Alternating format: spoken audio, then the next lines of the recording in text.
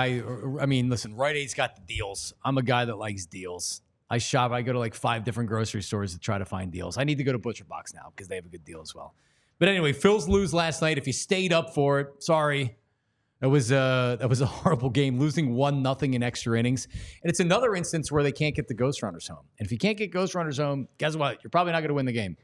So, it was a tough one last night. And he's not dressed like I thought he would look today because there's no salmon, there's no light blue. There are flip-flops, though. There are flip-flops. Oh, yeah. I like the tops. Yeah, little T-shirts. Anytime you see a cheap T-shirt these days, you got to pounce. And I saw like I got an Instagram ad. It was like a cheap T-shirt But sale. they're never. The Instagram ads have not worked out for me. let me feel. It's all right. It's not a new. It's not a it's like not a the bed best sheet. in the world. Yeah, it's not a cheap bed. Yeah, that sheet. sucked last night, huh? Yeah, no, like I got to the 7th inning and I was like, all right, I'm in. I'll just see this out. so you got to the point where you're already pot committed, and then it goes to extra innings. You're like, oh my god. So if they lose, it's the worst night ever. If they win, at least you saw it. Yeah. Well, they didn't win, and it sucked. Spencer bleeping Howard. Four scoreless. I said it to JP earlier. Nothing else could have happened in that game last night outside of injury that would have pissed me off more than Spencer Howard coming in and just throwing 4 innings scoreless. What's the first thing you think about when you think of Spencer Howard? Because I know mine. I don't know. Peanut butter and jelly sandwiches. Oh, because he got tired tired running to first base, and he said after the game that he didn't have enough protein during the game. Because I guess he would eat them in the dugout during the game to keep like his protein. Does like the his dummy energy realize that peanut butter isn't a high protein food? Or maybe it was caloric. Whatever. That's what he said. It was something. Yeah. So I always think of peanut butter jelly sandwiches. So you got beat by peanut butter and jelly sandwich pitcher last night. He must have had a couple of them before he went out there. Spencer Howard. All right, so I heard you talking about it yesterday with Taijuan Walker because you were coming off a Taijuan Walker start. Sure. So let's actually start with that again before we talk about Castellanos. And we just had Todd Zalecki on, and it's frustrating to watch Taijuan Walker. And like, let's just say it. It's not a good contract. We know it's not a good contract. It's not likely to be a good contract. But if you take the money out of it, it's almost I don't want to say it's like Tobias Harris. But if you got over the fact that Tobias Harris was not a max player, he was a role player, and Tobias Harris wasn't a terrible player. They also didn't score in the last game of the 76ers career, put up a big goose egg. But the contract's bad. Like he's giving you 6 innings, and Topper's keeping him in an inning too long, and I think almost all of these appearances. But I worry when you look at his stuff that he's going to start getting hit around. He's No, but at least he's giving you 6 innings, right? Like if he's going to give up 5 runs, if his ERA is 5, but he gives you 6 innings every time, I don't care. Like that's he's your 5th starter. He's going to suck. Like at least you're not killing the bullpen. The minute he starts killing the bullpen is when they're going to get him the hell out of there. And once they get him out of there, it's over. It seems like it's already pretty much over right now. But he does have a track record in Major League Baseball of being a better pitcher than he's pitching right now. I just don't see the stuff, Jamie. Like he doesn't have the velocity. He's pitching at 91, 92. That slider that he throws a lot, it's like a hard slider and it's up in the zone a lot. Yeah. He's getting swings and misses on that. I just worry that adjustments are going to be made. He's going to start getting really smashed around. Yeah, I mean, like looking at some of the advanced numbers on him right now, I think he's the 2nd worst in Major League Baseball in terms of getting barreled. I think he's top 10 worst in exit velo and hard hit percentage. Like if he starts getting hit worse, he's going to become unplayable. Like he's really bad. Like, you know, when you watch obviously a Nola or a Wheeler and you'll see like the late movement across the plate, his get to the plate and just like freeze. Like there's no late movement. It's on a tee. Yeah. And they're just, he's hanging him out to get crushed. Yeah. Look, the contract sucks. It is what it is at this point. You can't do anything about it. But to your point, if he can be an innings eater, he's not going to play in the playoffs anyway. Rob already showed you that last year. So his goal now, like you said, is, keep you competitive in those games. I'm not a huge fan of the piggyback thing, but Spencer Turnbull, I think you got to keep a little bit like more 2 and 3 inning appearances than like just 1 inning appearances. So like I might just piggyback those 2 and try and keep him as a viable option. We'll see. Yeah, I mean, the great thing is the rest of your rotation. Like Chris Sanchez is your number 4 starter. The dude's throwing great 96, 97 with an unbelievable changeup. So you're blessed that you have a great starting rotation. you look at Dave Dombrowski, and we'll talk about Castellanos coming up here in a second. But you look at Dave Dombrowski, he's made so many great moves. The two glaring, terrible moves that he's made, signing Taijuan Walker and letting Zach Eflin go. And Zach Eflin has been, I don't know what he's been doing but down still there this hurt. year. He was doing okay and got hurt again. It's the same. It's what he did here. Yeah, but signing Walker to more or less replace Eflin in the starting rotation, he's been brutal. Yeah, I mean, Walker's one of the rare misses he's had. I'm not going to go call Castellanos a miss yet. No, it's not yet. No yet. But like the optics of it are horrible. $20 million, and you talk about like worst percentages in baseball. You know, one of the worst players in baseball. Yeah. He's one of the worst right fielders this year, no doubt about it. And it's overpaid. But he gave you a year and a half of pretty good baseball. Like, I don't want to forget that last year he was pretty good. Well, I mean, until the NLCS, he was unbelievable. Yeah. Like the first two games of the NLCS, he was historic. Yeah. He was, like we were talking about history. Yeah, so I don't want to call him bad yet, but it's trending in the direction of bad. So, and I didn't even know this, but I said it earlier in the show. Todd Zlecki had said it, where he was Castellanos was talking about how he's going up to the plate, and he was literally at the plate with the pitcher throwing the ball, thinking about chase rates, because everybody talked about his chase rate last year in the playoffs. And that's a bad place to be when you're up in the box thinking. You're cooked. You're cooked, and that's the way he looks right now. He's so streaky. And for everybody out there that wants Castellanos benched right now, well, a couple things. A, you don't have an obvious replacement. No. You don't have somebody at AAA. The Phillies don't have a lot of good young position players in the minors. Dahl's kind of that quad A guy. Like, he's hitting the cover off the ball right now, but like, do you really want to do that? I mean, right. You know, maybe. Well, in a week or two, you may feel a little bit differently about it, Jamie. Yeah. But right now, you look at the type of player Castellanos has been in his career. He's streaky, and you got to give him a chance to come around. Rob Thompson, he batted him clean up last night. He's going to try to find a spot in the lineup to get him comfortable and try to get him back on track. Really, like Rob Thompson's biggest thing right now is managing Nick Castellanos and Taijuan Walker and how to figure out how to really get them going or get them on the right track. Castellanos has been frustrating for most of the year, but when the rest of the bats go cold, that's when it gets magnified. And that's when everybody's going to be like, oh, Castellanos, you suck. Mm-hmm. And he does. And it's hard. He's hard to watch at the plate a lot. But it's, you just got to try to ride it out. We're not even in June yet. Yeah. And the thing is, like, he gets all 162 games. He's stressed to Rob Thompson and the team that he feels as though it's important for him to play all 162. Alec Boehm got a scheduled night off last night because he had played 18 straight games.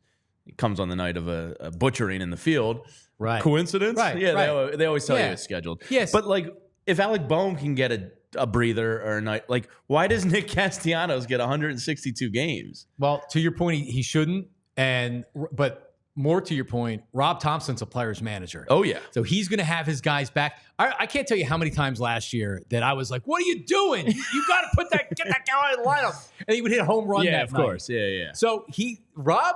Every time you go, this is a AAA lineup, they go out and put up a 9 spots. I don't want to get too crazy here, but Charlie Manuel used to be able to get guys going when they would get in slumps, right? Like when Charlie Manuel was at his best, first of all, his players were in their prime, but he was able to kind of know when to push buttons, when to give him a night off, when to let him play. And like right now, Toppers, he can't put him out there every night. Sometimes sitting and watching is a good thing. Yeah. Because you know what, Jamie? He hasn't been good this year, Castellanos. What freaking pressure has he had in the line? He's had no pressure. Normally, a guy making $20 million a year has pressure to perform and produce. There's no pressure on Nick Castellanos. The rest of the lineup is producing, and the starting pitching's been historic. So if there was ever a spot where he's able to kind of fly under the radar making $20 million a year in Philadelphia, it's amazing that he hasn't gotten more crap this year. But it's good. I mean, if the Phillies start to struggle, it's going right on him. Oh, absolutely. And, I've kind of joked around on the Phillies show that, like, his brain kind of got fried this offseason, I think, with the biomechanics lab and swing consultants and chase rates and all this stuff. JT went into the lab and it worked for him. But JT, I think, is a very cerebral type of player, catcher, involved in every play, like extremely locked in. Castellanos is kind of a himbo. You know what I mean? Like, like I said, he's got to undo another button, get a little sluttier in the box, and he just needs to swing. Like, he's the type of guy to me that like just needs to shut his mind off and react. Oh, totally agree. I don't think he's a guy that needs to worry about his front elbow being in or like I really think it's that simple for him. And it's probably hard to come out of now. I think he said like 3 or 4 weeks ago he's trying to think less up there and just go up and be aggressive and swing. The problem is the book is that they're going to low and outside. He swings. What would you throw him if you were up there? Yeah, I mean, and maybe Liam getting up here for the summer will help him out or something. Like, you know what I mean? Like maybe he misses his kid. I don't know, but like I don't want to say it's bad yet, but it's trending in that direction. You hope that he can bail himself out of this because, to your point, I mean, you can't throw Christian Pache out there daily. Are you really bringing up Dahl from Lehigh? No, the only thing that I would consider when Trey Turner comes back is if he's still struggling like this, you get Sosa some play out in right field. I mean, let me tell you, and then I'm not going to be the. I almost tweeted it the other night just to tweak people, where it's like, oh, we got controversy here. Yeah. Sosa shouldn't lose his job when Trey Turner comes back. I did. It is not my profession anymore to do sports talk radio in this town, so I don't have to do that kind of stuff anymore. You're free, John. You're free. But like you want to get his bat in the lineup, and the extra bases he's been hitting. I mean, the dude's been now he's after like 7th in triples in baseball. I know he's got four triples. Like at some point, maybe he cools off. Yes, he will, and he will when they'll start. Maybe they'll stop throwing him as many fastballs as they throw him.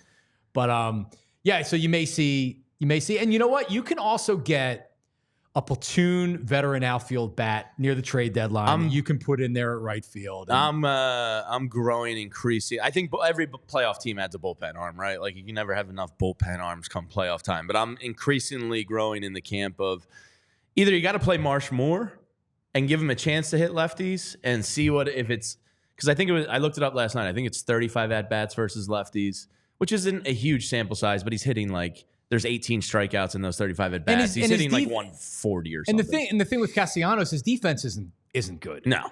So at least like Marsh is a good defender. If you could get somebody that could platoon the corners, I'm increasingly growing interested in that type of a decision. So, you know, there's no doubt about it that Dave Dombrowski and the staff are going to go out this trade deadline and try to increase this roster. So, you know, if corner outfielder and bullpen is it, then so be it. Go get them. All right. Today, 3:45, coming off a night game that went extra innings and they didn't hit, and it's the last game. Not a long road trip, but nevertheless, still a weird game one. Colorado and San Fran. I was talking about this yesterday. Normally, you used to hit San Diego, San Francisco, Los Angeles. The way I guess with how they play everybody in the league now, you don't have those as many extended trips. Yeah. I guess with the interleague play and all that too, like you got to balance it a little more. But yeah, just kind of a weird road trip. And San Francisco and Oracle Park is a house of horrors. Yeah. I saw the exact number in Rich Hoffman's daily newsletter here at All PHLY the other day. I think it was really bad since 2014. I think 25 to 30 they've lost since 2014. So that I mean, look at they're 5-25. They have 5 wins out of 30 That's games. Unbelievable. It's almost impossible. So Rich tweeted out last night, and I completely agree with him. I'd rather play a 140 win juggernaut like Dodgers type of team than go to San Fran in a 3-game series. You know what I mean? Like that is just a house of horrors for the Phillies. So get the hell back home. I'm not worried at all. I think this is just a funky road trip. Yeah, I agree. And now you got London coming up, which is going to be funky too. Did you see the projected Sunday matchup? I did. Tyler pointed this out last night. The poor people of London. Taijuan Walker versus Sean Manaea. Yeah, they weren't worried about stacking the rotation. Hey, maybe there's a lot of offense. Yeah. Which wouldn't be bad for baseball over there. Yeah, so it's good. Just get home. Just get home, boys. You got to right the ship here. This is something we can also talk about in the clubhouse, but real fast. So this is Steve Jeltz? This is a Steve Jeltz jersey. Autographed. Wow. It's an autograph. And for the people out there that say this isn't his number, this was his number his rookie season. Steve Jeltz. Wow. Look at that. I bought this off eBay for almost nothing. Really? Yeah, some guy was like, Steve Jeltz, get rid of this damn thing. It's the baby blue, which is great. the jersey's awesome. Now, does Pat Gallen, he's got to have a Steve Jeltz on his jersey. You know how he collects the jerseys seen in Citizens Bank Park? He should. He's got to have a Jeltz, I would think. Well, anyway, and it's autographed. Yesterday was his 65th birthday. Oh, happy Steve birthday Jeltz. there, Jeltz. Happy birthday, Steve. Now, our friend Cindy Webster, who we used to work with back in the sports radio days, she has, because she knows everybody that's ever played for the Phillies. So when I got this jersey, she's like, "Oh my God, I have Steve's number. I'll text you a picture." So I was taking a picture, posing, going like this. And so he thinks I'm this big fan. Oh, that's hilarious. The truth of it is, the one player that defines me as a Philadelphia Phillies fan is Steve Jeltz. And that may sound odd on its surface, but the Phillies after 1983 were so freaking bad for a decade, and they were my formidable years, right? If I asked a 27-year-old, what Phillies player defines you as a Phillies fan? They'd say Roy Halladay or Chase Utley. Mine's Steve friggin' Jeltz, who sucked. He was a player in their farm system that, as a kid, I don't know that he wasn't going to be good. I'm thinking, yay, Steve Jeltz is going to be awesome. Jeltz is a cool name. He's a nice guy. I hope he doesn't see this, but he wasn't any good. And my heart was broken because the Phillies were never any good. He did hit home runs from both sides of the plate. So you weren't a Michael Jack guy, huh? Well, yeah, but Mike that was just he was done in 86 or 87. Yeah. So, yeah, of course you were a big Mike Schmidt fan, but it was like Juan Samwell. I love Juan Samwell. Yeah, Sammy. Steve Jeltz comes up. So, yeah, when people ask me, who's your favorite Philly? The Philly that defines me is Steve Jeltz, because that was, for all you spoiled Phillies fans out there that had all these great years when you were growing up. I had that 10 years of crap. Yeah, the 90s were rough. 83 to 93. 93, they make the World Series, but then that was it. And then they sucked again until I think they started out hot in 94, didn't they? And then the strike. And then all those guys that were good in 93 got a year older, and the steroids were less. They got a year older. So anyway, all right. So are we going in the early clubhouse? Well, who's the Phillies player that defines your fandom? Would you say? Wow. I always defended Bobby Abreu a lot. It's a good one because, like you said, it was dark times, and you were just waiting for that player.